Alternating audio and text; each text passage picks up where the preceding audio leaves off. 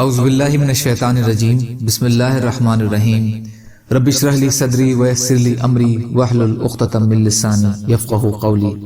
ریاض الصالحین دوسرا حصہ، احادیث نبوی صلی اللہ علیہ وسلم۔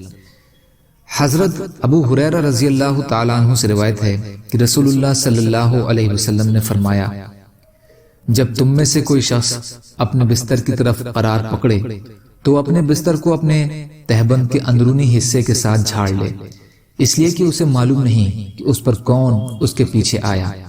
پھر یہ دعا پڑھے، تیرے نام کے ساتھ ہی اے میرے پروردگار، میں نے اپنا پہلو بستر پر رکھا اور تیرے نام کے ساتھ ہی اسے اٹھاؤں گا۔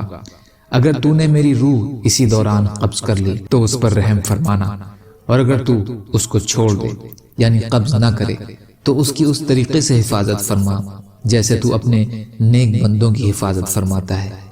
بخاری اور مسلم۔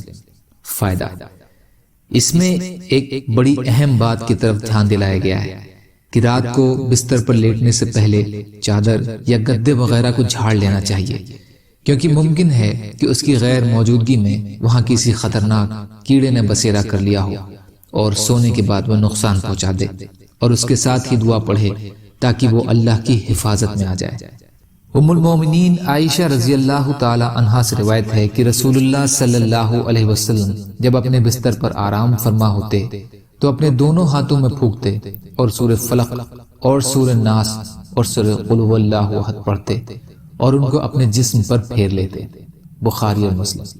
بخاری اور مسلم کی ایک اور روایت میں ہے کہ نبی صلی اللہ علیہ وسلم ہر رات کو جب اپنے بستر کی طرف قرار پکڑتے تو اپنی دونوں ہتھیلیوں کو اکٹھا کرتے، پھر ان میں پھونکتے اور ان میں یہ سورتیں پڑھتے، قل هو اللہ احد، قل اعوذ برب الفلق اور قل اعوذ برب الناس۔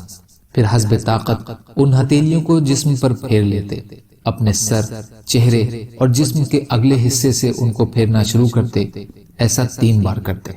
بخاری اور مسلم۔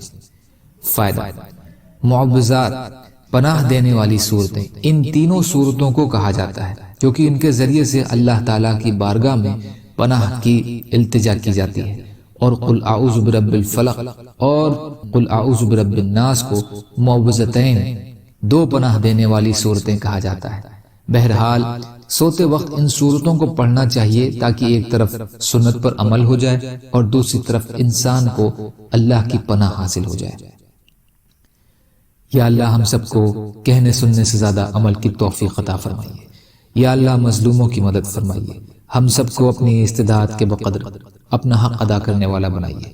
یا اللہ رحم کا، کرم کا، عافیت کا، درگزر کا معاملہ فرمائیے، سچی توبہ کی توفیق عطا فرما دیجیے۔